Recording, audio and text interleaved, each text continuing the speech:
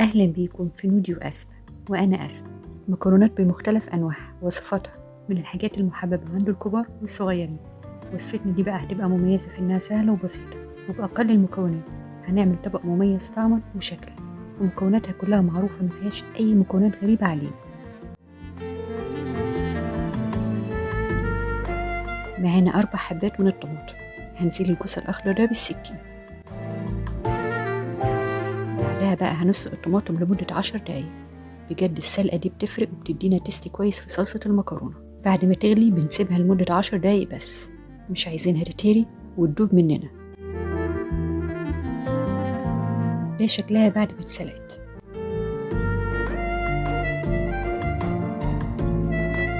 معانا بصلتين وسط هنقطعهم شرايح طولية. نضيف بقى البصل في الزيت، وتكون كمية الزيت مناسبة، لا هي قليلة ولا هي كتيرة، كأني بحمر بطاطس، هتكون وسط.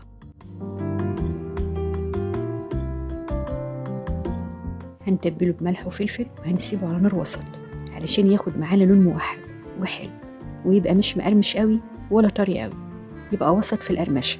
ونقلب من وقت للتاني لحد ما تحمر وتاخد درجة اللون اللي احنا عايزينها.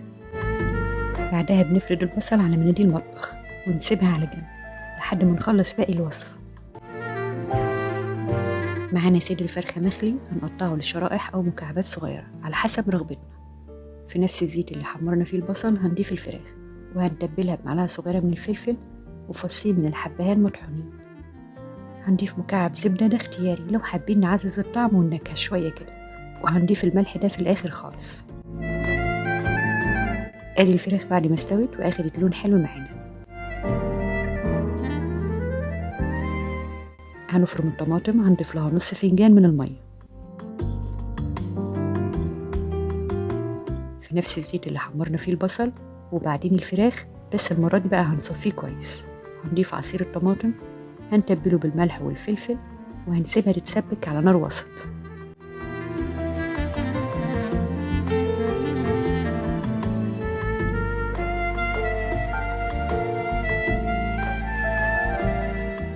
آخر حاجة هنعملها نسلق المكرونة. معانا نص كيلو من المكرونة القلم، بحبها أكتر حاجة في الوصفة دي، لكن لو حابين نغير حسب رغبتكم. في مية مغلية هنضيف الملح وعليه المكرونة ونقلبها.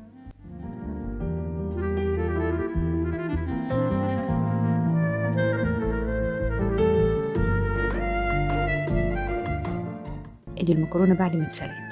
بلاش نشطفها ونفقد النشا اللي عليها، علشان كده خلوا سلق المكرونة آخر حاجة. ودي الصلصة بقت جاهزة. دي بقى آخر مرحلة وهي غرف الطبق. أول حاجة هنضيف المكرونة وعليها الصلصة،